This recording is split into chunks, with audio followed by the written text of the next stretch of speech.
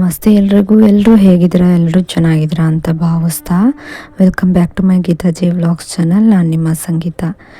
ಇವತ್ತಿನ ಒಂದು ವಿಡಿಯೋನೇ ಸ್ಪೆಷಲ್ ಅಂತಲೇ ಹೇಳ್ಬೋದು. ಯಾಕಂದರೆ ನನ್ನ ಗುರುಗಳ ಬಗ್ಗೆ ನಿಮಗೆ ಈ ಒಂದು ವಿಡಿಯೋ ಮೂಲಕ ತಿಳಿಸ್ಕೊಡ್ತಾ ಇದ್ದೀನಿ. ನಾವು ಯಾವುದೇ ಒಂದು ರೀತಿಯ ಕಷ್ಟದಲ್ಲಿ ಇದ್ದಾಗಲೂ ಕೂಡ ನಮ್ಮ ಸಹಾಯಕ್ಕೆ ಇಲ್ಲ ಅನ್ನೋದೇ ಇಲ್ಲ, ನಮ್ಮ ಸಹಾಯಕ್ಕೆ ಧಾವಿಸ್ತಾರೆ ಅಂತಲೇ ಹೇಳಬಹುದು. ಯಾಕಂದರೆ ಅವರು ಇರೋವಂಥದ್ದೇ ಹಾಗೆ, ಗುರುಗಳು ಅಂದ್ರೇ ಹಾಗೆ ಅಲ್ವಾ. ಯಾರು ಕಷ್ಟಗಳನ್ನು ತುಂಬಾ ಅನುಭವಿಸ್ತಾ ಇರ್ತಾರೆ, ಅವ್ರ ಮನಸ್ಸು ತುಂಬಾ ಒಳ್ಳೇದಿರುತ್ತೆ, ಆದರೆ ಅವ್ರಿಗೆ ತುಂಬಾ ಕಷ್ಟಗಳು ಬರ್ತಾ ಇರುತ್ತೆ. ಅಂಥ ಸಂದರ್ಭದಲ್ಲೂ ಕೂಡ ಕಣ್ಮುಚ್ಚಿ ಈ ಗುರುಗಳನ್ನ ಬೇಡ್ಕೊಂಡ್ರೆ ಸಾಕು, ಅವ್ರು ನಿಮ್ಮ ಕಷ್ಟಕ್ಕೆ ಧಾವಿಸ್ತಾರೆ ಅಂತಲೇ ಹೇಳ್ಬೋದು.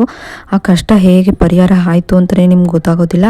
ಯಾವುದೋ ಒಂದು ಪವಾಡನೇ ನಡೀತು ಅನ್ನೋ ರೀತಿಯಲ್ಲಿ ಆ ಒಂದು ಕಷ್ಟಗಳು ಪರಿಹಾರ ಆಗೇ ಹೋಗಿರುತ್ತೆ. ಹಾಗೆ ಈ ಒಂದು ನಾನು ಗುರುಗಳ ಮಂತ್ರವನ್ನಾಗಲಿ ಗುರುಗಳ ಸ್ಮರಣೆಯನ್ನಾಗಲಿ ನಾನು ಧ್ಯಾನ ಮಾಡೋದಕ್ಕೆ ಮುಂಚೆ ಮಾಡ್ತೀನಿ. ಹಾಗೆ ಈ ಒಂದು ವಿಡಿಯೋ ನಿಮಗೆ ತುಂಬಾ ಇಷ್ಟ ಆಗುತ್ತೆ. ಹಾಗೆ ಈ ಒಂದು ವಿಡಿಯೋ ಇಷ್ಟ ಆದರೆ ಲೈಕ್ ಮಾಡೋದನ್ನು ಮರಿಬೇಡಿ, ಶೇರ್ ಮಾಡಿ. ನಿಮ್ಮ ಕಷ್ಟಗಳಿದ್ರೂ ಕೂಡ ಗುರುಗಳ ಹತ್ರ ತಪ್ಪದೇ ಹೇಳ್ಕೊಳ್ಳಿ. ಗುರುಗಳು ನಿಮಗೆ ಅನುಗ್ರಹವನ್ನು ಮಾಡ್ತಾರೆ ಅಂತಲೇ ಹೇಳ್ಬೋದು. ಆದರೆ ಒಳ್ಳೆಯದಕ್ಕೆ ಬೇಡಿ, ಕೆಟ್ಟದಕ್ಕೆ ಬೇಡೋದ್ರಿಂದ ನಿಮಗೆ ಯಾವುದೇ ರೀತಿಯ ಒಳ್ಳೆಯದಂತೂ ಆಗೋದಿಲ್ಲ. ನಿಮಗೆ ಯಾವುದೇ ರೀತಿ ಕಷ್ಟ ಇದ್ದರೂ, ಯಾವುದೇ ರೀತಿ ಸಂದಿಗ್ಧ ಪರಿಸ್ಥಿತಿಯಲ್ಲಿ ಇದ್ದರೂ ಕೂಡ ನೀವು ಗುರುಗಳನ್ನ ನೆನೆಸ್ಕೊಳ್ಳೋದ್ರಿಂದ ಆ ಕ್ಷಣಕ್ಕೆ ನಮಗೆ ಪರಿಹಾರ ಅನ್ನೋದು ನೀವೇ ನಿಮ್ಮ ಸ್ವತಃ ಅನುಭವ ನೀವು ಪಡ್ಕೊತೀರ ಅಂತಲೇ ಹೇಳ್ಬೋದು. ಯಾಕಂದರೆ ನಾನು ಕೂಡ ನನ್ನ ಒಂದು ಅನುಭವನ ನಿಮಗೆ ಹೇಳ್ತಾ ಇರೋದ್ರಿಂದ, ನಾನು ಅದನ್ನು ಅನುಭವಿಸಿರೋದ್ರಿಂದ, ಗುರುಗಳ ಒಂದು ಅವ್ರನ್ನ ನಾವು ಯಾವುದೇ ಒಂದು ಕಷ್ಟದಲ್ಲಿ ಬೇಡ್ಕೊಂಡಾಗ ಅವ್ರ ಉಪಸ್ಥಿತಿ ನಮ್ಮ ಜೀವನದಲ್ಲಿ ಇದೆ ಅನ್ನೋದನ್ನು ಗುರುಗಳು ತೋರಿಸ್ಕೊಟ್ಟಿದ್ದಾರೆ. ನಾನು ಎಷ್ಟೋ ಸಲ ಗುರುಗಳನ್ನು ಬೇಡ್ಕೊಂಡಿದ್ದೀನಿ. ನಾನು ಕಷ್ಟಗಳಲ್ಲಿದ್ದಾಗಲೂ ಕೂಡ ಬೇಡ್ಕೊಂಡಿದ್ದೀನಿ. ನಮಗೆ ಬೇಕಾಗಿರೋರಿಗೆ ಕಷ್ಟ ಆದಾಗಲೂ ಕೂಡ ಬೇಡ್ಕೊಂಡಿದ್ದೀನಿ. ಆಗ ಅದು ಕಷ್ಟಗಳು ಪರಿಹಾರ ಆಗಿರೋದು ಅಂದರೆ ಆ ಸಮಯಕ್ಕೆ ತಕ್ಷಣಕ್ಕೆ ಪರಿಹಾರ ಆಗಿದೆ. ಅವರಿಂದ ನನಗೆ ಒಂದು ನಾನು ಇದ್ದೀನಿ ಅಂತ ಅವರು ನನಗೆ ತೋರಿಸ್ಕೊಟ್ಟಿದ್ದಾರೆ.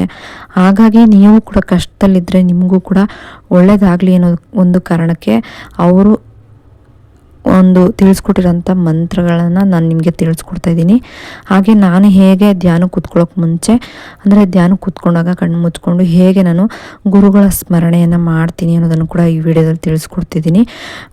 ಇನ್ನು ನೀವು ಜೀವನದಲ್ಲಿ ತುಂಬಾ ಕಷ್ಟ ಅನುಭವಿಸ್ತಿದ್ರೆ, ಒಂದು ಯಾವುದೇ ರೀತಿಯ ಹಣಕಾಸಿನ ತೊಂದರೆ ಆಗಿರ್ಬೋದು, ಮನೆಯಲ್ಲಿ ಬಡತನ ಅನ್ನೋದಿರ್ಬೋದು, ಯಾವುದೇ ರೀತಿಯ ಮಾನಸಿಕ ಒತ್ತಡ ಆಗಿರಬಹುದು, ಯಾವುದೇ ಒಂದು ಸಮಸ್ಯೆಗಳಿರಲಿ, ನೀವು ಪ್ರತಿನಿತ್ಯವೂ ಕೂಡ ನಿಮ್ಮ ಒಂದು ವಯಸ್ಸಿಗೆ, ಅಂದರೆ ನಿಮ್ಮ ವಯಸ್ಸು ಎಷ್ಟಿದೆ ಅಷ್ಟು ನಿಮಿಷಗಳ ಕಾಲ ಅಥವಾ ನೀವು 15 ನಿಮಿಷನಾದರೂ ಕೂತ್ಕೊಂಡು ಧ್ಯಾನ ಮಾಡೋದ್ರಿಂದ, ಕಣ್ಮುಚ್ಚಿ ಸುಮ್ಮನೆ ಕೂತ್ಕೊಳ್ಳಿ, ಉಸಿರಾಟನ ಗಮನಿಸಿ. ನೀವು ಮೌನವಾಗಿ ಕೂತ್ಕೊಳ್ಳೋದೇ ಒಂದು ಸಾಧನೆ ಅಂತಲೇ ಹೇಳಬಹುದು. ಈ ರೀತಿಯಾಗಿ ಮಾಡೋದ್ರಿಂದ ನಿಮ್ಮ ಮನಸ್ಸು ಏಕಾಗ್ರತೆಗೆ ಬರುತ್ತೆ. ಹಾಗೆ ನೀವು ಮುಂದೆ ಜೀವನದಲ್ಲಿ ಏನೇ ಒಂದು ಕಷ್ಟಗಳನ್ನು ಬಂದರೂ ಕೂಡ ತಾಳ್ಮೆಯಿಂದ ಅದನ್ನು ನೀವು ಒಂದು ಎದುರಿಸೋದಕ್ಕೆ ಧೈರ್ಯ ಅನ್ನೋದು ನಿಮ್ಮಲ್ಲಿ ಬರುತ್ತೆ. ಹಾಗೆ ಆಧ್ಯಾತ್ಮಿಕವಾಗಿ ಕೂಡ ಮುಂದುವರಿಯೋದಕ್ಕೆ, ಸ್ಪಿರಿಚುಯಾಲಿಟಿ ಕಡೆ ತುಂಬಾ ಆಸಕ್ತಿ ಇರೋರು ಕೂಡ ಮಾಡೋದ್ರಿಂದ ಅವರು ಮುಂದಿನ ಒಂದು ಹೈಯರ್ ಲೆವೆಲ್ಗೆ ನೀವು ಹೋಗ್ಬೋದಾಗಿರುತ್ತೆ. ನಾನು ಧ್ಯಾನ ಮಾಡೋದಕ್ಕೆ ಶುರು ಮಾಡಿದಾಗ ಕೂತ್ಕೊಂಡು ಒಂದು ಕಡೆ ಎಲ್ಲಾದರೂ ಒಂದು ಒಳ್ಳೆ ಜಾಗದಲ್ಲಿ ಅಥವಾ ದೇವ್ರ ಮನೆಯಲ್ಲಾದರೂ ಕೂತ್ಕೊಂಡು ಮಾಡಿ, ಬ್ರಾಹ್ಮಿ ಮುಹೂರ್ತದಲ್ಲಿ ಮಾಡೋದ್ರಿಂದ ತುಂಬಾ ಉತ್ತಮವಾದ ಒಂದು ಅನುಭವವನ್ನು ಪಡ್ಕೊಬಹುದಾಗಿರುತ್ತೆ. ಇಲ್ಲ ಅಂದರೆ ರಾತ್ರಿ ಮಲಗೋಕೆ ಮುಂಚೆನಾದರೂ ಮಾಡಬಹುದು. ನೀವು ಮಾಡ್ತೀನಿ ಅಂದರೆ 2 ಟೈಮ್ ಕೂಡ ಮಾಡಬಹುದು. ರಾತ್ರಿ ಮಲಗೋಕೆ ಮುಂಚೆ, ಹಾಗೆ ಬೆಳಿಗ್ಗೆ ಬ್ರಾಹ್ಮಿ ಮುಹೂರ್ತದಲ್ಲಿ 3:20ರಿಂದ ಬ್ರಾಹ್ಮಿ ಮುಹೂರ್ತ ಸ್ಟಾರ್ಟ್ ಆಗುತ್ತೆ. 6 ಗಂಟೆ ಒಳಗೆ ನೀವು ಮಾಡಬಹುದಾಗಿರುತ್ತೆ. ಏನಿಲ್ಲ, ಕಣ್ಮುಚ್ಚು ಕೂತ್ಕೊಂಡು ನೀವು ಒಂದು ಚಿನ್ಮುದ್ರೆಯನ್ನು ಹಾಕ್ಕೊಂಡು ಕೂತ್ಕೊಂಡು, ನಿಮ್ಮ ಹೆಬ್ಬೆರಳು ಹಾಗೆ ಮೊದಲನೇ ಬೆರಳನ್ನು ಚಿನ್ಮುದ್ರೆ ಹಾಕ್ಕೊಂಡು ಕೂತ್ಕೊಂಡು ಕಣ್ಮುಚ್ಕೊಂಡು ಈ ರೀತಿಯಾಗಿ ಹೇಳ್ಕೊಬೇಕಾಗುತ್ತೆ. ಅಪವಿತ್ರಂ ಪವಿತ್ರೋ ವಾ ಸರ್ವವಸ್ತಂ ಗತೋಪಿ ವಾ ಯಂ ಸ್ಮರೇತ್ ಪುಂಡರಿಕಾಕ್ಷಂ ಸಾ ಬಾಹ್ಯಭ್ಯಂತರಂ ಸೂಚಿಂ ಶುಕ್ಲಾಂಬರಧರಂ ವಿಷ್ಣುಂ ಶಶಿವರ್ಣಂ ಚತುರ್ಭುಜಂ ಪ್ರಸನ್ನವದನಂ ಧ್ಯಾಯೇ ಸರ್ವವಿಘ್ನೋಪಶಾಂತಯೇ. ಓಂ ಶ್ರೀ ಮಾತೃದೇವೋ ಭವ, ಓಂ ಶ್ರೀ ಪಿತೃದೇವೋ ಭವ, ಓಂ ಶ್ರೀ ಆಚಾರ್ಯ ಗುರು ಅಮರದೇವೋ ಭವ, ಓಂ ಶ್ರೀ ಅತ್ರಿ ಮಹರ್ಷಿಯೇ ನಮಃ, ಶ್ರೀ ಶ್ರೀ ಶ್ರೀ ಚಂದ್ರಶೇಖರ ಭಾರತಿ ಪರಮಹಂಸ ದೇವತಾಭ್ಯೋ ನಮಃ, ಶ್ರೀ ಶ್ರೀ ಶ್ರೀ ವೆಂಕಟಚಲನಾಥ ಗುರುಭ್ಯೋ ನಮಃ. ಗುರುಬ್ರಹ್ಮ ಗುರುವಿಷ್ಣು ಗುರುದೇವೋ ಮಹೇಶ್ವರ ಗುರು ಸಾಕ್ಷಾತ್ ಪರಬ್ರಹ್ಮ ತಸ್ಮೈ ಶ್ರೀ ಗುರುವೇ ನಮಃ. ಹಾಗೆ ನಿಮ್ಮ ಮನೆ ದೇವರು ಯಾವುದು ಹೆಣ್ಣು ದೇವರು ಹಾಗೆ ಗಂಡು ದೇವರು ಇರುತ್ತೆ, ಅದನ್ನು ಹೇಳ್ಕೊಬೇಕಾಗುತ್ತೆ. ಅಂದರೆ ಓಂ ಶ್ರೀ ಮುತ್ತತ್ರಾಯೇ ನಮಃ, ಓಂ ಶ್ರೀ ಚಾಮುಂಡೇಶ್ವರಿಯೇ ನಮಃ. ನಿಮ್ಮ ಮನೆ ದೇವರು ಯಾವುದು ಇರುತ್ತೆ ಅದರಲ್ಲಿ ಓಂ ಶ್ರೀ ಆದಮೇಲೆ ನಿಮ್ಮ ಮನೆ ದೇವ್ರನ್ನ ಸೇರಿಸ್ಕೊಳ್ಳಿ, ಲಾಸ್ಟಲ್ಲಿ ನಮಃ ಅಂತ ಹೇಳ್ಕೊಳ್ಳಿ. ಈ ರೀತಿಯಾಗಿ ಒಂದು ಸಲ ಹೇಳಿದ ನಂತರ ನೀವು ಪ್ರಾಣಾಯಾಮ ಮಾಡಿ ಧ್ಯಾನವನ್ನು ಮಾಡಬಹುದಾಗಿರುತ್ತೆ. ಈ ರೀತಿಯಾಗಿ ಹೇಳಿ ಪ್ರಾಣಾಯಾಮವನ್ನು ಶುರು ಮಾಡಬಹುದು. ಪ್ರಾಣಾಯಾಮ ಅಂದರೆ ಒಂದು ಒಳ್ಳೆಯಲ್ಲಿ ಉಸಿರು ತಗೊಂಡು, ಅಂದರೆ ಎಡಗಡೆ ಒಳ್ಳೆಯಲ್ಲಿ ಉಸಿರು ತಗೊಂಡು ಬಲಗಡೆ ಒಳ್ಳೆಯಲ್ಲಿ ಬಿಡೋದು. ಅಂದರೆ ಒಂದು ಕಡೆ ಒಳ್ಳೆನ ಮುಚ್ಚಿಟ್ಕೊಂಡು ಇನ್ನೊಂದು ಕಡೆ ಒಳ್ಳೆಯಲ್ಲಿ ಉಸಿರನ್ನು ತೆಗೆದುಕೊಂಡು ಆ ಒಳ್ಳೆನ ಕ್ಲೋಸ್ ಮಾಡಿಕೊಂಡು ಇನ್ನೊಂದು ಕಡೆ ಅಂದರೆ ಇನ್ನೊಂದು ನಾಸಲ್ನಲ್ಲಿ ನಿಮ್ಮ ಏನು ತೊಗೊಂಡಿರ್ತೀರ, ಈಗ ಬಲಗಡೆ ಉಸಿರು ತೊಗೊಂಡಿದ್ರೆ ಆ ಬಲಗಡೆನ ಕ್ಲೋಸ್ ಮಾಡಿಕೊಂಡು ಎಡಗಡೆಯಲ್ಲಿ ಬಿಡಬೇಕಾಗುತ್ತೆ. ಮತ್ತೆ ಎಡಗಡೆಯಲ್ಲಿ ತಗೊಂಡು ಆ ಎಡಗಡೆ ಒಳ್ಳೆನ ಕ್ಲೋಸ್ ಮಾಡಿಕೊಂಡು ಬಲಗಡೆ ಬಿಡಬೇಕಾಗತ್ತೆ. ಈ ರೀತಿಯಾಗಿ ಒಂದು 10ರಿಂದ 15 ಸೆಟ್ ನೀವು ಪ್ರಾಣಾಯಾಮನ ಮಾಡಿದ ನಂತರ ಧ್ಯಾನಕ್ಕೆ ಕುತ್ಕೊಬೋದು. ಕಣ್ಣು ಮುಚ್ಕೊಂಡು ಉಸಿರಾಟದ ಕಡೆ ಗಮನ ಕೊಡಿ, ಬೇರೆ ಯಾವುದ್ರ ಕಡೆನೂ ಗಮನ ಕೊಡಬೇಡಿ. ನೀವು ಸಾಧ್ಯ ಆಗಲಿಲ್ಲ ಅಂದರೆ 2 ಉಬ್ಬುಗಳ ಮಧ್ಯ ಮೇಲಕ್ಕೆ ಸ್ವಲ್ಪ ಕಣ್ಣನ್ನು ನೋಡಿಕೊಂಡು ನೀವು ಧ್ಯಾನ ಮಾಡೋದ್ರಿಂದ ಕೂಡ ನಿಮ್ಮ ಥರ್ಡ್ ಐ ಕೂಡ ಆ್ಯಕ್ಟಿವ್ ಆಗೋದಕ್ಕೆ ತುಂಬಾ ಹೆಲ್ಪ್ ಆಗುತ್ತೆ ಅಂತಲೇ ಹೇಳ್ಬಹುದು. ಹಾಗೆ ಯಾವುದಾದ್ರೂ ಒಂದು ನೀವು ಪ್ರತಿದಿನ ಕೂಡ ಈ ಒಂದು ಮಂತ್ರವನ್ನು ಪಠಿಸ್ಬಹುದಾಗಿರುತ್ತೆ. ನೀವು ಈ ಧ್ಯಾನ ಮಾಡುವಾಗಲೇ ಈ ಮಂತ್ರ ಪಠಿಸ್ಬೇಕು ಅನ್ನೋದೇನೂ ಇಲ್ಲ. ನಾರ್ಮಲಾಗಿ ಕೂತ್ಕೊಂಡಾಗಲ ಅಥವಾ ಪೂಜೆ ಮಾಡ್ತಾ ನೀವು ದೇವ್ರ ಮೇಲೆ ಕೂತಾಗಲೂ ಕೂಡ ಈ ಒಂದು ಗುರುಗಳ ಮಂತ್ರವನ್ನು ಕೂಡ ಹೇಳ್ಕೊಬಹುದಾಗಿರುತ್ತೆ. ನೋಡಿ, ಈ ಮಂತ್ರವನ್ನು ನಿಮ್ಮ ಕಷ್ಟದ ಸಮಯದಲ್ಲೂ ಕೂಡ ಹೇಳ್ಕೊಬಹುದು. ಪ್ರತಿನಿತ್ಯವೂ ಕೂಡ ಹೇಳ್ಕೊಡೋದ್ರಿಂದ ನಿಮ್ಮ ಒಂದು ಏನೇ ಕಷ್ಟಗಳಿದ್ರೂ ಕೂಡ ದೂರ ಆಗುತ್ತೆ. ಈ ಮಂತ್ರ ನೋಡಿ ಹೇಗಿರುತ್ತೆ: ಶ್ರೀ ಶ್ರೀ ಶ್ರೀ ಚಂದ್ರಶೇಖರ ಭಾರತಿ ಪರಮಹಂಸ ದೇವತಾಭ್ಯೋ ನಮಃ. ಇನ್ನು ಗುರುಗಳ ಮಂತ್ರ, ವೆಂಕಟಾಚಲನಾಥ ಗುರುಗಳ ಮಂತ್ರ ಬಂದು ಹೇಗಿರುತ್ತೆ: ಸ್ವಾತ್ಮಾರಾಮ್ ನಿಜಾನಂದಂ ಶೋಕಮೋಹ ವಿವರ್ಜಿತಂ ಸ್ಮರಾಮಿ ಮನಸಾ ನಿತ್ಯಂ ವೆಂಕಟಾಚಲ ದೇಶಿಕಂ ಜೈ ಗುರು ದೇವದತ್ತ. ಈ ರೀತಿಯಾಗಿ ನೀವು ಪ್ರತಿನಿತ್ಯವೂ ಕೂಡ ಗುರುಗಳ ನಾಮಸ್ಮರಣೆಯನ್ನು ಮಾಡ್ಕೊಬಹುದಾಗಿರುತ್ತೆ. ನಿಮಗೆ ತುಂಬಾ ಕಷ್ಟ ಇದೆ ಅಂದರೆ ಈ ಮಂತ್ರಗಳನ್ನು ಕೂಡ ನೀವು ಒಂದು ಬುಕ್ನಲ್ಲಿ ಬರೀತಾ ಬರೋದ್ರಿಂದ, ನಿಮ್ಗೆ ಎಷ್ಟು ಸಲ ಬರೀಬೇಕು ಅಂತ ಮನಸ್ಸು ಅನಿಸುತ್ತೋ ಅಷ್ಟು ಸಲ ಬರೆಯೋದ್ರಿಂದ ಕೂಡ, ಪ್ರತಿನಿತ್ಯವೂ ಕೂಡ ಬರೆಯೋದ್ರಿಂದ ಕೂಡ ನಿಮ್ಮ ಕಷ್ಟಗಳು ಕಳೆಯುತ್ತೆ ಅಂತಲೇ ಹೇಳಬಹುದು. ಇದು ನಿಜವಾಗ್ಲೂ ಆಗಿರೋವಂಥದ್ದು. ಎಲ್ಲರೂ ಕೂಡ ಈ ಒಂದು ಅನುಭವವನ್ನು ಪಡ್ಕೊಂಡಿದ್ದಾರೆ. ಅಂದರೆ ಗುರುಗಳ ಶಿಷ್ಯಂದ್ರಾಗಿರಬಹುದು, ಅವರನ್ನು ಆರಾಧನೆ ಮಾಡೋ ಎಷ್ಟೋ ಒಂದು ಭಕ್ತಾದಿಗಳಾಗಿರಬಹುದು, ಅವರ ಜೀವನದಲ್ಲಿ ಅವರು ಈ ಒಂದು ಅನುಭವವನ್ನು ಪಡ್ಕೊಂಡಿದ್ದಾರೆ. ಅವ್ರ ಕಷ್ಟಗಳು ಕಳೆದಿರೋದನ್ನು ಅವರು ಅನುಭವಿಸಿದ್ದಾರೆ. ನಿಮಗೂ ಕೂಡ ಯಾವುದೇ ರೀತಿಯ ಕಷ್ಟ ಇರಲಿ, ನಿಮಗೆ ಮಾನಸಿಕ ಒತ್ತಡನೇ ಇರಲಿ, ಗುರುಗಳ ಹತ್ರ ಬೇಡ್ಕೊಳ್ಳಿ, ಕೇಳ್ಕೊಳ್ಳಿ. ಅವ್ರ ಹತ್ರ ಅವ್ರ ಫೋಟೋನ ನೀವು ಒಂದು ಮನೆಯಲ್ಲಿ ಮಾಡಿಸಿಟ್ಕೊಂಡು ಕೂಡ ಅವ್ರ ಫೋಟೋದ ಮುಂದೆ ಕೂತ್ಕೊಂಡು ಕೂಡ ನಿಮ್ಮ ಹೇಳ್ಕೊಂಡು, ಅಂದರೆ ಒಳ್ಳೆಯದಕ್ಕೆ ನೀವು ಒಳ್ಳೆಯದಕ್ಕೆ ಮಾತ್ರ ಕೇಳ್ಕೊಬೇಕು.